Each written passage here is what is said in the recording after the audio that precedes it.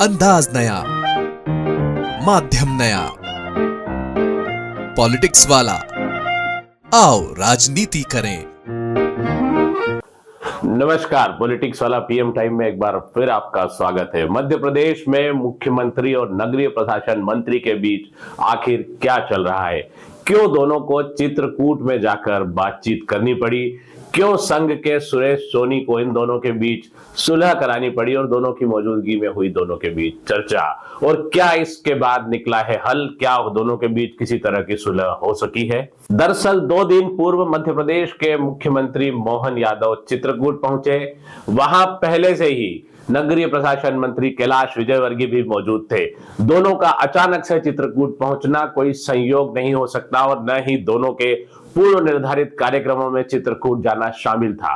फिर 2 मंत्री, मुख्यमंत्री मोहन यादव और मध्य प्रदेश के कद्दावर नगरीय प्रशासन मंत्री कैलाश विजयवर्गीय को चित्रकूट क्यों जाना पड़ा और दोनों को चित्रकूट में बैठकर क्यों करनी पड़ी बातचीत? आखिर इसके पीछे क्या है मामला? और इन दोनों की सुलह कराने के लिए कहा जा रहा है कि दोनों की बातचीत कराने के लिए संघ के सरे कारवार है और मध्य प्रदेश में भाजपा का समन्वय देखने वाले सुरेश सोनी को हस्तक्षेप करना पड़ा। दोनों के बीच जो बैठक हुई उसमें सुरेश सोनी मौजूद थे।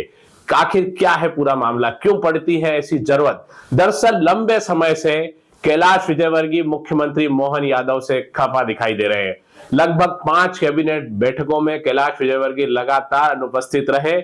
न तो वे वर्चुअली जुड़े, न सीधे बैठक में आए। इसके बाद से ही कयास लगाने जा रहे थे कि दोनों के बीच सब कुछ ठीक ठाक नहीं चल रहा है।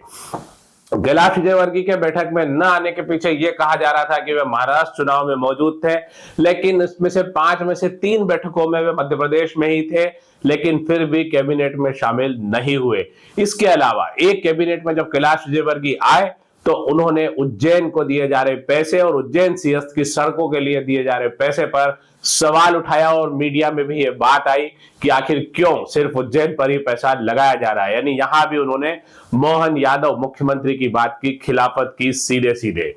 बताया यह भी जा रहा है कि इंदौर में बीआरटीएस हटाने का फैसला दरअसल नगरीय प्रशासन मंत्रालय के अधीन आता है, लेकिन मुख्यमंत्री मोहन यादव ने खुद इंदौर पहुंचकर बीआरटीएस हटाने की घोषणा कर दी। इससे भी कैलाश विजयवर्गीय नाराज थे।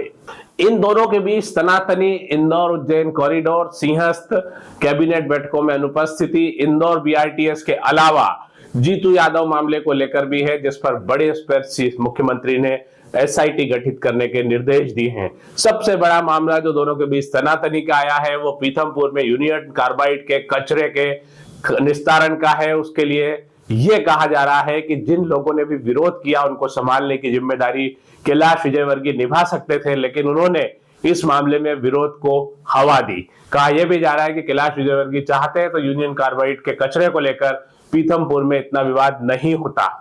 इस मामले में सवाल इसलिए भी उठ रहा है कि कैलाश विजयवर्गीय के अलावा इंदौर के महापौर पुष्यमित्र भार्गव ने भी एक बयान देकर यह कहा था कि इंदौर में के आसपास कचरा जलाने से इंदौर की आबोहवा पे क्या असर पड़ेगा, इसे देखना होगा।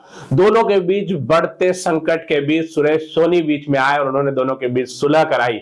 लगता है इस सुलह से मामला बनेगा या नहीं बनेगा, लेकिन हम आपको ये बता दें कि सुरेश सोनी संघ में बेहद महत्वपूर्ण भूमिका रखते हैं। सुरेश सोनी मोहन यादव के बेहद करीबी हैं और मोहन यादव के मुख्यमंत्री बनने में भूमिका सुरेश सोनी की रही है। लेकिन कैलाश विजयवर्गीय का इतिहास है कि 2013 के दौर में भी वे शिवराज सिंह चौहान के खिलाफ इस तरह की खिलाफत करते रहे हैं, जिसके बाद वे 10 साल के लिए प्रदेश की राजनीति से बाहर थे।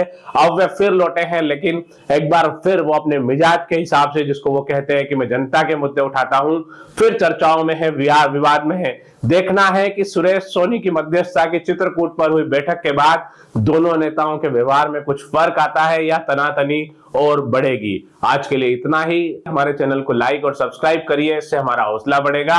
अपनी प्रतिक्रिया हमें हमारे मोबाइल नंबर 7000274400 पर व्हाट्सएप कर सकते हैं।